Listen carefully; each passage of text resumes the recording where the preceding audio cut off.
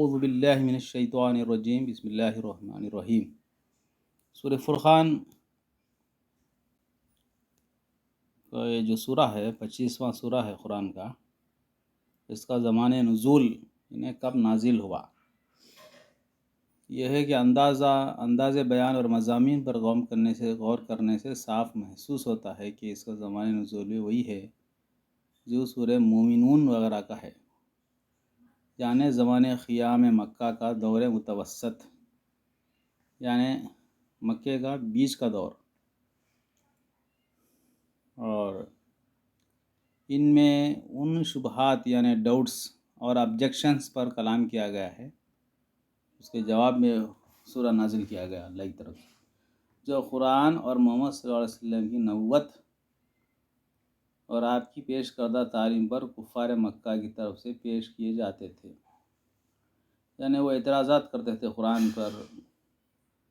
کہ یہ اللہ کا کلام ہے یا نہیں ہے، ایسا بول کے، اور بہت سی باتیں مناتے تھے، اور محمد صلی اللہ علیہ وسلم کو بھی نبی ماننے کے لیے تیار نہیں تھے۔ ان کی اعتراضات کا اللہ تعالیٰ نے اس میں جواب دیا ہے۔ اس میں ایک ایک کا جچا تلا جواب دیا گیا ہے، اور ساتھ ساتھ دعوت حق سے منہ موڑنے کے برے نتائج بھی صاف بتا دیے گئے۔ آخر میں سورہ مومنون کی طرح اہل ایمان کی اخلاقی خوبیوں کا ایک نقشہ کھینچ کر عوام الناس کے سامنے رکھ دیا گیا ہے، جس کا ہم بھی مطالعہ کریں گے۔ وعباد الرحمن الذین یمشون، جہاں سے ہم پڑھیں گے، یعنی جو آیت 63 ہے سے لے کے 77 جو آخری سورہ کا حصہ ہے، اس میں یہ جو ہے مومنین کی اخلاقی خوبیوں کا، کوالٹیز آف اے مومن کا ایک جو ہے نقشہ کھینچا گیا ہے۔ وہ کیا صفات ہے، اس کسوٹی پر کس کر دیکھ لو کون کھوٹا ہے اور کون کھرا۔ ایک طرف اس سیرت و کردار کے لوگ ہیں جو محمد صلی اللہ علیہ وسلم کی تعلیم سے اب تک تیار ہوئے ہیں اور آئندہ تیار کرنے کی کوشش ہو رہی ہے، دوسری طرف وہ نمونۂ اخلاق ہے جو عام اہل عرب میں پایا جاتا ہے، جسے برقرار رکھنے کے لیے جاہلیت کے علمبردار ایڑی چوٹی کا زور لگا رہے ہیں۔ تم خود اس بات پر شاہد ہو کہ جو لوگ ایمان لائے ان کی زندگیاں کیسی ہے، کتنی نیک ہے، اور تمہاری ان کے مقابلے میں حالت کیا ہے۔ اب خود فیصلہ کرو کہ ان دونوں نمونوں میں سے کسے پسند کرتے ہو۔ یہ ایک غیر ملفوظ سوال تھا جو عرب کے ہر باشندے کے سامنے رکھ دیا گیا۔ اب چنانچہ ہم سورت کی ان آیات کو ہم مطالعہ کریں گے۔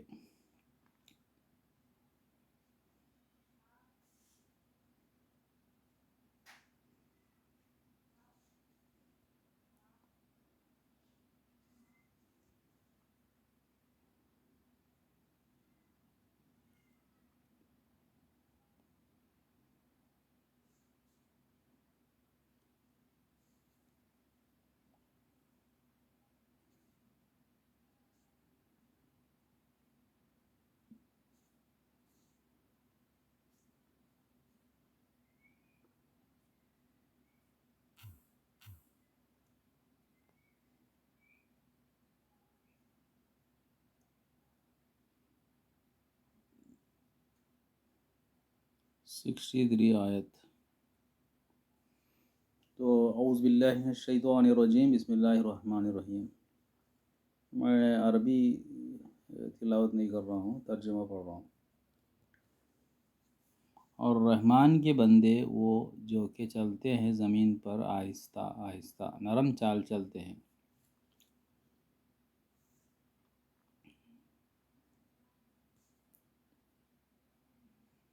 اور جاہل ان کے منہ آئیں تو کہہ دیتے ہیں کہ تم کو سلام۔ یہاں پہلی آیت میں بتایا جا رہا ہے کہ ان کی چال کیسی رہتی ہے اور ان کا بیہیویئر دوسروں کے ایروگنٹ لوگوں کے ساتھ کیسا ہوتا ہے۔ وہ چلتے ہیں تو نرم چال، آپ صلی اللہ علیہ وسلم کے بارے میں آتا ہے کہ آپ ایسی چال چل دیتے جیسے اونچے سے کسی نیچے کی طرف آ رہے ہیں، قدم جما کے، اور چال سے آدمی معلوم ہو جاتا ہے کہ اگر کوئی گھمنڈی آدمی کی چال ایک حساب کی ہوتی ہے، کوئی اپنے آپ کو بہت کچھ سمجھتا ہو، دوسروں کو ذلیل سمجھتا ہو، اس کی چال بھی صاف سمجھ میں آتی ہے، ہم دنیا میں دیکھتے ہیں۔ تو چال میں اعتدال، نرم چال چلنا چاہیے، بالکل مریل چال نہ چلے، وہ بھی صحیح نہیں ہے۔ آپ صلی اللہ علیہ وسلم نے روکا اسے، ایسے ایک شخص کو دیکھا، بلکہ چال آپ صلی اللہ علیہ وسلم کی جیسی ہونی چاہیے، ہے نا۔ اور دوسرا مسئلہ ہے کہ ایک تو مسلمان پر، مومن پر فرض ہے کہ وہ قرآن کی طرف سب دنیا کو دعوت دے۔ اب اس دعوت جب وہ سب کو دے گا تو بہت سے قسم کی اقسام ہے جس سے وہ لوگ بہت سے قسم کے ہوں گے جس سے اس سے سابقہ پیش آئیں گا، سامنا ہوگا۔ بعض سننے والے ہوں گے، بعض رد کر کے خاموش چلے جانے والے ہوں گے، بعض اس قرآن کی دعوت کو جو آدمی پیش کر رہا ہے اس کو روکنے کے لیے ایڑی چوٹی کا زور لگانے والے ہوں گے، بعض چھپ کے سازش کرنے والے ہوں گے، بعض سامنے سے ہی رد کرنے والے ہوں گے، بعض گالی گلوچ پہ مارک ماری پہ اترنے والے ہوں گے۔ یہ تمام سے اس کا سابقہ پیش آئے گا۔ جب جاہل، یعنی یہاں پر جو ہے جاہل سے مراد جو ہے یہ اگنورنٹ نہیں ہے عربی کا لفظ، بلکہ ایموشنل، جذبات میں آ جانا، جذباتی آدمی، ایسے لوگ الٹا سیدھا بولنے لگیں گے دعوت کی جواب میں قرآن کی، تو ایسے لوگوں کے سامنے یعنی بیکار کی باتیں وہ لائیں گے، بیکار کے آبجیکشنز کریں گے، تو ان کے منہ کو نہیں لگنا ہے، بلکہ ان کو کہنا ہے کہ تم کو سلام۔ ہاں، جو سمجھنے کے لیے سوال کر رہے ہیں ان کے جوابات ان کو برابر بتانا چاہیے، جو سلیقے سے سوال کر رہے ہیں ان کے آبجیکشنز کے، اعتراضات کے بھی قرآن سے جواب دینا ہے، اور ایسا نہ ہو کہ اپنے الفاظ میں کہیں۔ یہ سارا کام جو ہے قرآن کی آیات سے ہونا چاہیے، یہی آپ صلی اللہ علیہ وسلم کی سنت ہے۔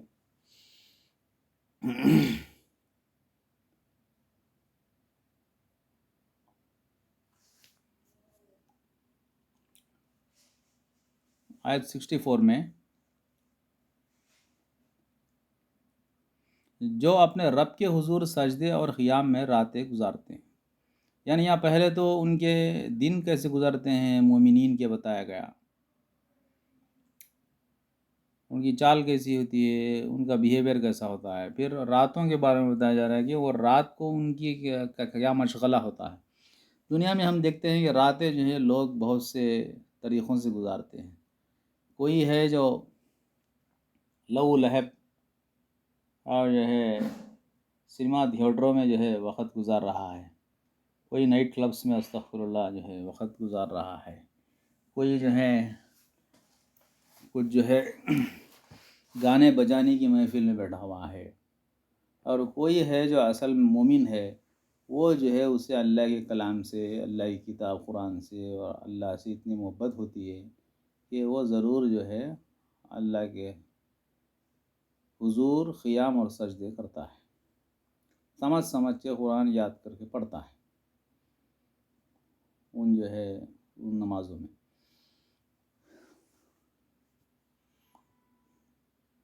تو اس وقت مطلب جہاں پر یہ بات بتائی گئی اس وقت بھی عربوں کا بھی یہی حال تھا کہ ان کی راتیں عیاشی میں، ناچ گانے میں، لو لہب میں، گپوں میں، افسانہ گوئیوں میں، ڈاکے مارنے میں، چوریاں کرنے میں گزرتی تھی۔ اس کے برعکس قرآن جس معاشرے کو بنانا چاہتا ہے وہاں کے لوگ کیا کرتے ہیں، وہ کس طرح سے عبادت میں رہتے ہیں اللہ تعالیٰ کی، یہ بات بتائی گئی۔ پھر بعد میں پھر بتایا گیا کہ جو دعائیں کرتے ہیں کہ اے ہمارے رب جہنم کے عذاب سے ہم کو بچا لے، اس کا عذاب تو جان کا لاگو ہے، یعنی وہ ان کی دعائوں کا خاص ایک دعا کرتے ہیں جہنم کے عذاب سے بچنے کی۔ ان کی ایک صفت ہوتی ہے کہ وہ بار بار جہنم سے پناہ کی دعا مانگتے ہیں اللہ تعالیٰ سے۔ وہ تو بڑا ہی برا مستقر اور مقام ہے۔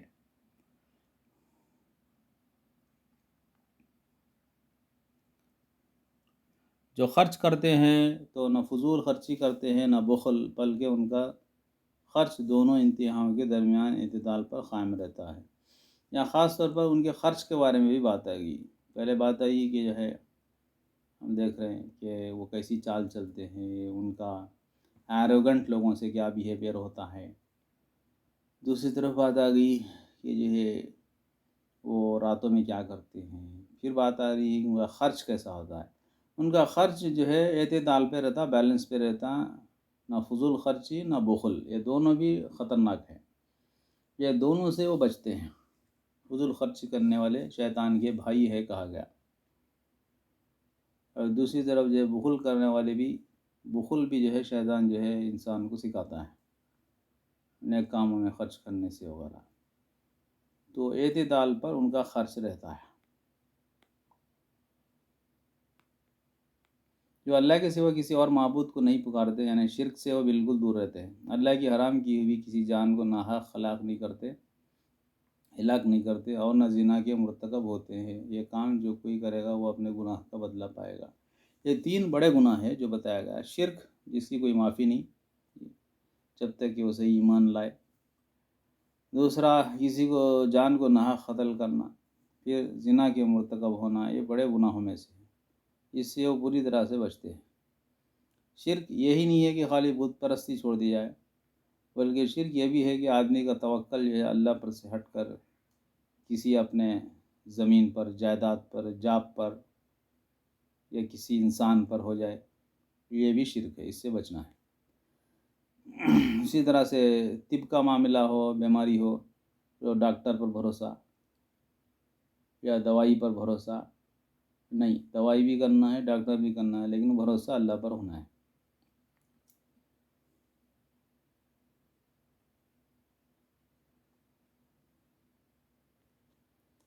قیامت کے روز اس کو مقرر عذاب دیا جائے گا، اور اسی میں وہ ہمیشہ ذلت کے ساتھ پڑا رہے گا، یعنی وہ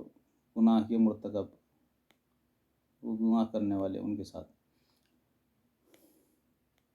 اللہ ہے کہ کوئی ان گناہوں کے بعد توبہ کر چکا ہو، یعنی ایسا نہیں ہے کہ کوئی توبہ نہیں ہے اللہ کے پاس، یہ بھی بڑے گناہ اگر کسی نے کیا لیکن توبہ کر لی سچے دل سے اور ایمان لا کر عمل صالح کرنے لگا ہو، ایسے لوگوں کی برائیوں کو اللہ بھلائیوں سے بدل دے گا، وہ بڑا غفور و رحیم ہے۔ تو یہی وہ آیت ہے جس کو جو ہے عیسائی دنیا کو سمجھانا ہے۔ عیسائی دنیا یہ سمجھتی ہے کہ جو ہے گناہوں کی معافی کے لیے اسلام میں کوئی جو ہے یہ نہیں ہے، بلکہ حقیقت یہ ہے کہ یہاں تو ہے، یہ آیت بتا رہی ہے۔ گناہوں کی معافی کے لیے انہوں نے یہ ایک بات رچ دی کہ حضرت عیسیٰ علیہ السلام نعوذ باللہ اللہ کے بیٹا ہے، ان کو بھیجا گیا، ان کو سولی پہ لٹکایا گیا، ان کی قربانی اسی لیے دی گئی کہ تاکہ جو ہے سارے انسانوں کے گناہ معاف ہو جائے۔ اب ان کو اللہ کا بیٹا اور جو ہے بچانے والے رکشکڑو، سیویئر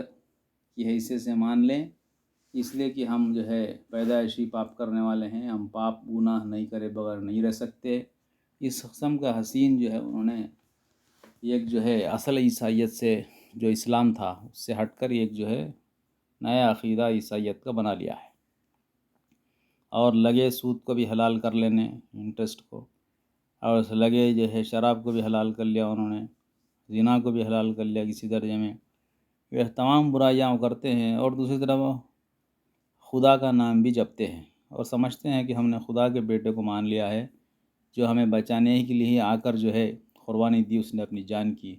اس کو ہم مان لے خدا کے بیٹے کی حیثیت سے اور رکشکڑو یعنی سیویئر کی حیثیت سے، تو ہم کامیاب ہو جاتے۔ نہیں، ایسا ہرگز نہیں ہے، بلکہ یہ آیت نے بتایا گیا ہے کہ سچی توبہ کرنا، پھر ایمان لانا، اگر یہ آدمی کرے گا تو اللہ تعالیٰ اس کے برائیوں کو بھی نیکیوں میں بدل دیں گے۔ اس سے بڑی کیا بات ہو سکتی ہے؟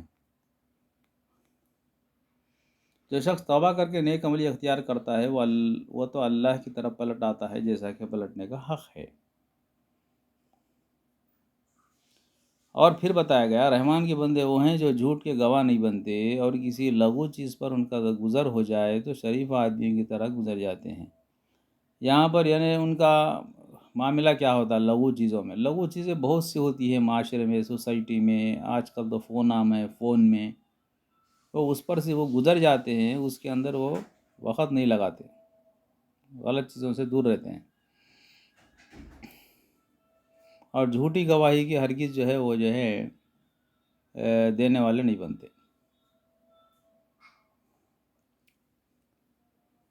یہاں پر ان کا ایک خاص جو ہے اور ایک جو ہے صفت بتائی جا رہی ہے اس آیت میں، جس پر ہمیں دھیان دینا ہے۔ یہ آیت 73 ہے۔ جنہیں اگر ان کے رب کی آیات یعنی قرآن کی آیات سنا کر نصیحت کی جاتی ہے تو وہ اس پر اندھے اور بہرے بن کر نہیں رہ جاتے۔ یعنی یہ ہے کہ جب ان کے سامنے قرآن پڑھا جاتا ہے، آیات سمجھائی جاتی ہیں، اس کے ذریعے سے نصیحت کی جاتی ہے، تو وہ جو ہے اندھے بن کے نہیں رہ جاتے بلکہ نصیحت پکڑتے ہیں۔ اور بعض لوگ بہت سا ایسا دیکھا گیا ہے کہ جب کبھی قرآن کی آیت قرآن کے سامنے لائی گئی تو اس کو وہ سنی انسنی کرتے ہیں، اس کے اندر کیا بات ہے اس کو پوری طرح سے وہ سمجھتے نہیں، اور اس کے حساب سے کیا ہمارا عمل ہے، کیا ہماری سوچ ہے، دیکھتے نہیں، بلکہ اندھا دھن سنی انسنی کر کے یہ ہمیں سمجھ میں نہیں آتا بول کے آگے بڑھتے ہیں، اور سمجھتے ہیں کہ قرآن کی بات تو صرف عالم ہی سمجھ سکتا ہے، جبکہ قرآن کے اندر جو ہے دو قسم کی آیات بھی ہے۔ یہ ایک محکم آیات ہے، جیسے ہم جو آیات پڑھ رہے ہیں وہ محکم ہے، کلیئر ہے، سب کو سمجھ میں آنے والی ہے، اللہ تعالیٰ بتا رہے ہیں۔ متشابہات غیب کی چیزیں ہیں جو صرف اللہ ہی کو اس کا علم ہے۔ تیسرا یہ کہ جو ہے قرآن مجید کی جو آیات جو طلاق، شادی، وراثت کی تقسیم وغیرہ ایسے فقہی امور پہ ڈسکشن کرتی ہے، اس کو جو ہے کیونکہ ہمارے مفتی اور علماء حضرات سمجھے ہوئے ہوتے ہیں باضابطہ سالوں، تو ان سے ہمیں وہ چیزوں کے بارے میں معلوم کرنا ہے کہ کیا کریں ہم، وراثت کی تقسیم میں ہم کیا کریں، طلاق وغیرہ کے مسائل میں ہم کیا کریں، خلا کے مسئلوں میں اگر ضرورت ہے تو کیا کریں۔ ہم اپنے سے ہی کوئی فیصلہ نہیں کر سکتے، لیکن جو قرآن کی عام دعوت ہے، وہ عام دعوت کیا ہے؟ توحید کی، ایک اللہ ہے، اللہ ایک ہی ہے، رسالت کی کہ آپ صلی اللہ علیہ وسلم جو رسول ہے، اس کی حقیقت کیا ہے، اسی طرح سے آخرت کے بارے میں اس کے دلائل، پروفس کہ آخرت کیسے آنے والی ہے، اور اس قسم کی چیزیں کہ برائیوں سے روکنا، دعوت سب انسانوں تک پہنچانا یا خالی مسلمانوں تک پہلے پہنچانا، اس کے کیا طریقہ کار ہوگا، اور کون سے مرحلے میں آپ صلی اللہ علیہ وسلم نے کیا کیا جب یہ دعوت و تحریک چل رہی تھی،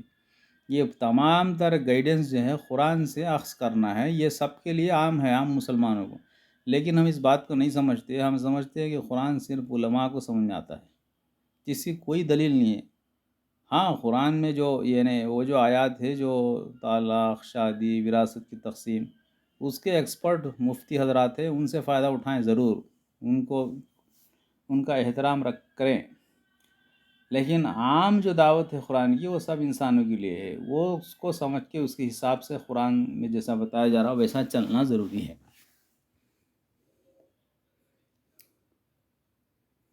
پھر ایک وصف ہے جو مومنین کا ہے، بتایا جا رہا کہ جو دعائیں مانگا کرتے ہیں کہ ہمارے رب ہمیں اپنے ازواج اور اپنی اولاد سے آنکھوں کی ٹھنڈک دے اور ہم کو پرہیزگاروں کا امام بنا، یعنی اپنے فیوچر یا اپنے اولاد کے لیے وہ خاص کر دعائیں کرتے ہیں، جہاں جہنم سے بچنے کی دعا کرتے ہیں، پھر یہ بھی کرتے ہیں۔ ہو سکتا ہے کہ کوئی بیوی نیک ہو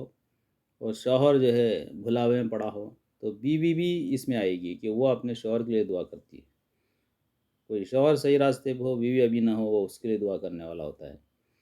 اور ان کی یہ مسلسل توجہ خالی دعا ہی نہیں، کوشش رہتی ہے کہ اپنے بچوں کی تربیت، اپنے آل اولاد کی تربیت کریں اور ان کو جہنم کی آگ سے بچائیں۔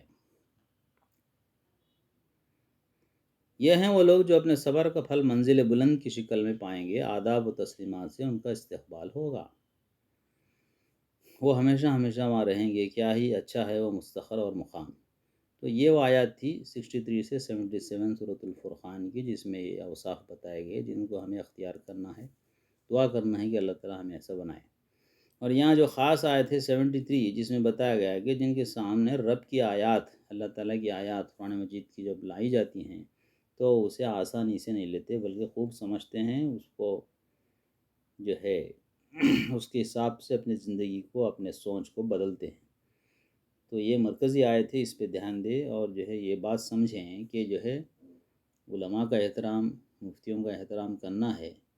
لیکن علماء اور مفتیوں کو جو ہے آنکھ بند کر کے قرآن بالکل ہی نہیں پڑھے جیسا، قرآن کے اندر جو باتیں ہیں اس کو ایک دم نہیں لیے جیسا، صرف انہی کی اتباع نہیں کرنا ہے۔ ہاں، ان کی اتباع ضرور جو ہے وراثت کی تقسیم اور اسی طرح سے جو دوسرے معاملات ہیں طلاق، شادی وغیرہ کے، فقہی امور ان سے فائدہ لینا ہے، لیکن عام جو معاملہ ہے دعوت کا، توحید کا، رسالت کا، اس میں قرآن سے فائدہ اٹھانا ہے، اس کے راستے پہ چلنا ہے، یہ آسان ہے۔ وآخر دعواہم ان الحمد للہ رب العالمین۔